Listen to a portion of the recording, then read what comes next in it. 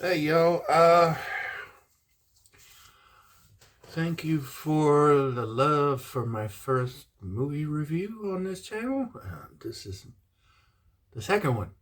We're going to talk about 2004's Malevolence, and we're going to talk a little bit about director Stevan Mena'S. Malevolence is a horror movie, and there will be spoilers. Um, Steven Mena'S is one of my favorite directors. He's not perfect. He's kind of, when he's on, he's on, but there's times when not so much. But he's still one of my favorites because I like his imagination. I think the thing that I admire the most about Steven Mena'S is he is off the grid, man. You got low budget filmmakers, you got low budget horror makers, but shoot, half the time if somebody doesn't mention Steven Mena'S, you don't know about Steven Mena'S because Steven Mena'S just kind of disappears for like years and then just comes back with a movie. He did that. He's got a movie right now called Ruse. I was looking at his page a few months ago and they were just talking about a potential Kickstarter for it that I thought didn't make it. But now there's a movie, so somebody did something. And I can't wait to look into it. But for now, we're going to start talking about his Malevolence trilogy. I'm not going to do all three films now. And I will tell you that by the time I get to the third one is kind of like a lackluster way to end a trilogy. But it has its positives and its negatives. I'll deal with that when we get there. But I will talk firstly on this one about Malevolence, which is the first film in the trilogy. It's got some remarkable attributes to it. The fact that he shot it over 2 years, I saw, for $200,000. Yeah, you don't do that really. Unless your name was Robert Rodriguez back in the day and you're selling yourself at different medical facilities. That's what Robert did. That's how El Mariachi got made. But Steven, he shot it on 35 millimeter over 2 years for $200,000. That's pretty remarkable considering the end result. And it looks like you can say what you will about the film. I mean, it's got a lot of positive praise. But when you look at it, first of all, you're going to say, I've never heard of any single one of these actors. Right. I haven't either. But when you look at the movie, you will see that it seems like not a second of it is wasted. I think there are a lot of good points to it. The story is basically this group of 20-somethings who rob a bank. There are two of them that meet in the graveyard in the beginning. And one of them is kind of trepidatious about the whole experience, but he agrees to do it anyway. Turns out his girlfriend and the cantankerous brother who's already been to prison, they're for robbing this bank. And apparently he's got a financial obligation, so he goes along with it. There's little moments like her arguing that she doesn't want to be the Wolfman when they get the monster mask to put on to go in the bank in the first place. This is a nice moment. But they go in, they rob the bank. They take off, the whole there's a whole, generic bank thing. We rob it, we get in multiple vehicles, we take off, we're gonna meet later. That kind of a setup, okay? So You get one fellow who's got the money. He gets in his car. The young man I told you about, the girlfriend, and the cantankerous brother get in the other car. The cantankerous brother's been shot in the belly. The girlfriend tries to blame her boyfriend, the nicer fellow, for it, going, "You had him in your sights, you didn't shoot him. You already said he wasn't going to shoot nobody." But you go with it, man.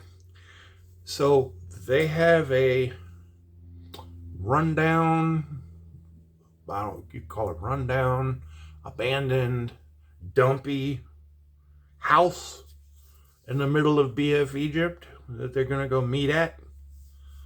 Oh, and I'll tell you, I was talking about masks a second ago.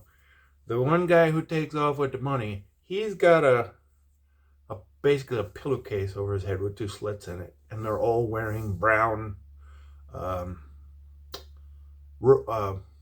coveralls, kind of like Michael Myers.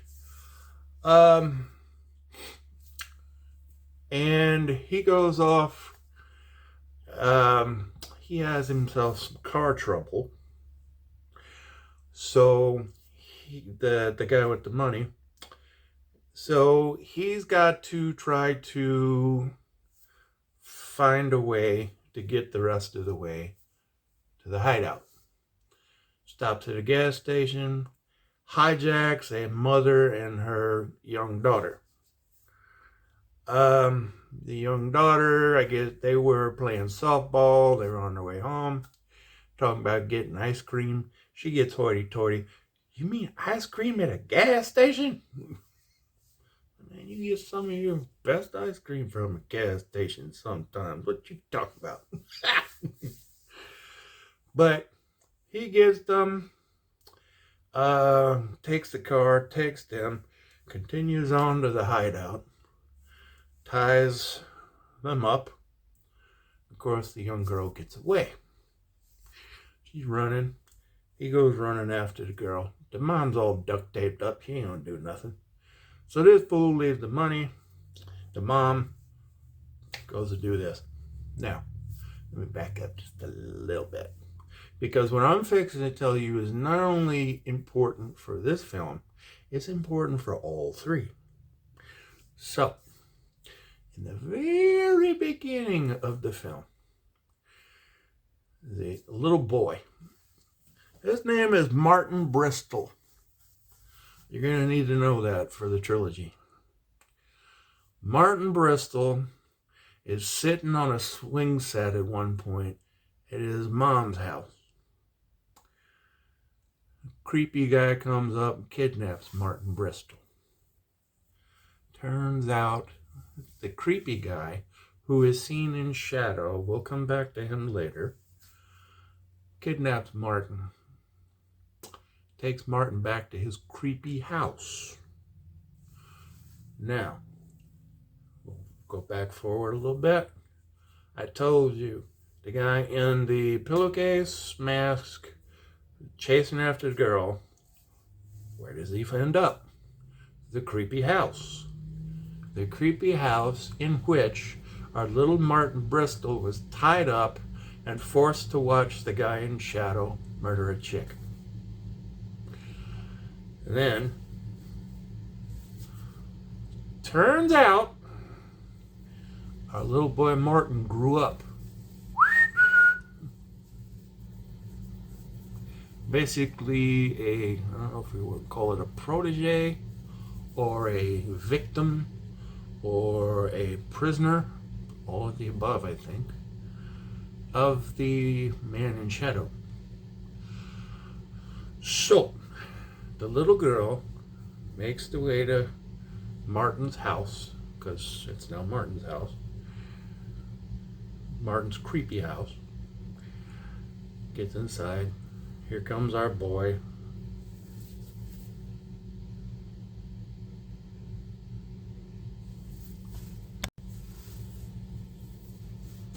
So,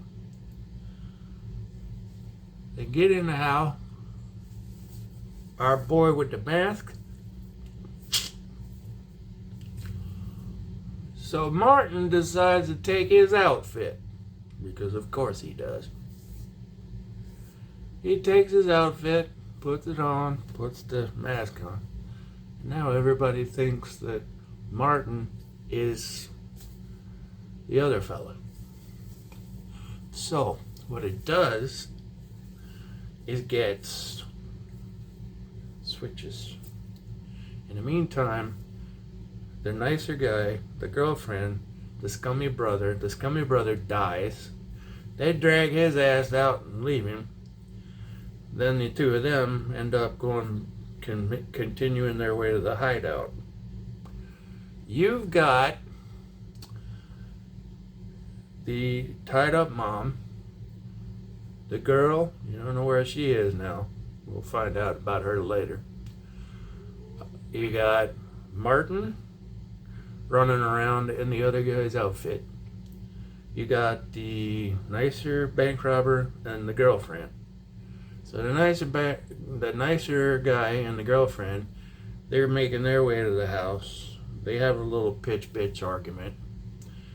There's a little side story where the nicer guy, he's like, well, we haven't seen the other guy's car yet. I'm going to go looking for it. Goes out, drives, finds out that there's an assload of police in the area looking for the bank robbers. So he goes, screw it, I better get back over to the hideout. Gets to the hideout. It goes from a bank robbing story to a horror story. Because now we got Martin, the grown-up, now serial killer. This other guy, Martin's now a serial killer. Because that's what he learned. Taking these people out.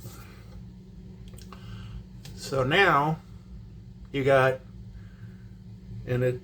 one after another dawning on them that one of their people ain't what they think it is. And I gotta tell you, there's one point in here where Martin kills that girlfriend. He has got the full-up knife like this, man, Michael Myers style. You hear that knife going in, you hear that girl just juking back. Ah! And you going, that's damn creepy! Give it to Stevan Mena. Good job, folks. So, it becomes a horror film. Now, the mother, tied up mother, keeps going, I gotta find my baby.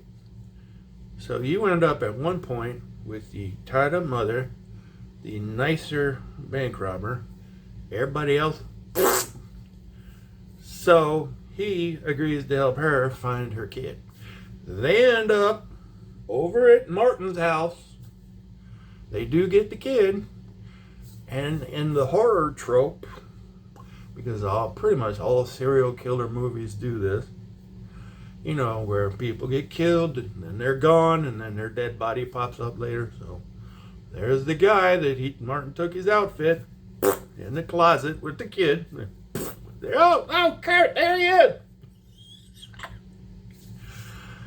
So you end up with those two and the girl trying to run away from Martin, because at one point Martin dragged the girl and the mother down to the basement to reenact that first scene I was talking about, where little Martin Bristol watched this girl get popped by the other serial killer. Martin trying to recreate that, but she gets away. I ain't going to tell you how. So you got that.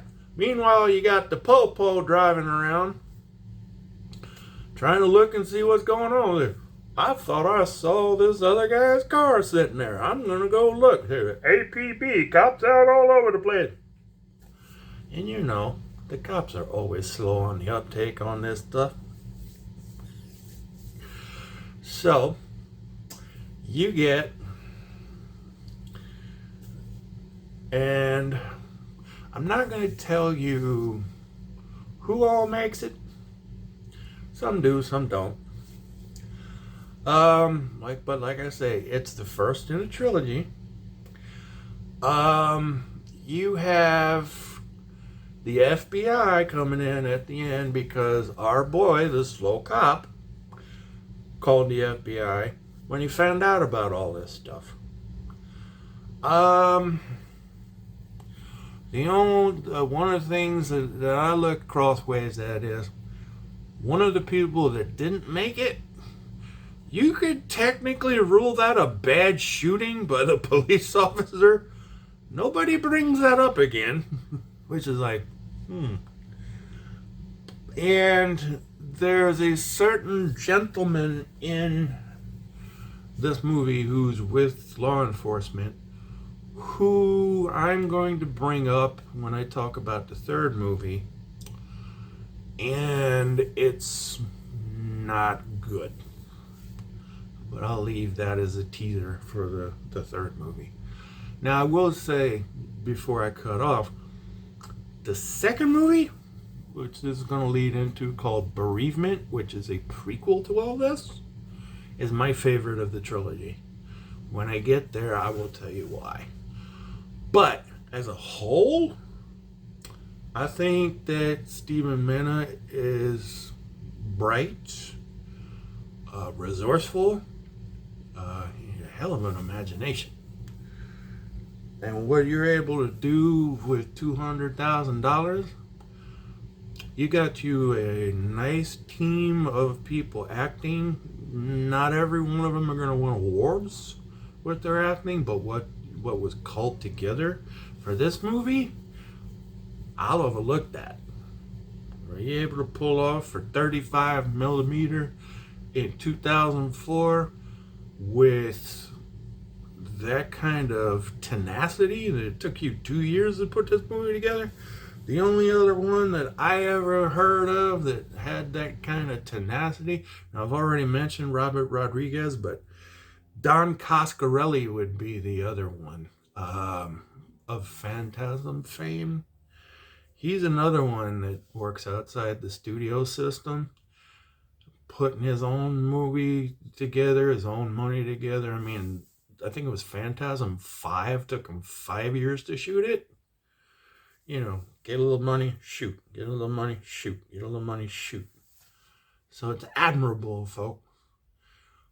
In situations like that, if there are any fallacies with the process, I know in this case, I'm going to overlook them then, man. Because you can look at Malevolence and you can even look at the fine group of reviews he's got. Like I say, not every one of his films have good reviews, but I'll stick with him any day of the week. And whatever I can do to help bring attention to him, because I know, like I said, he's off the grid, he's off the studio system. Anything I can do with my big mouth, have at it. Now, before I leave, I'll tell you there's a couple places you can watch his movies. I mean, you can even go online and buy his movies from him. But again, like I talked about with Tonic, there's this website called Fossum. It's like the word awesome with an F in front of it. All three of these movies that I'm talking about and fixing to talk about with the trilogy, they're all on Fossum.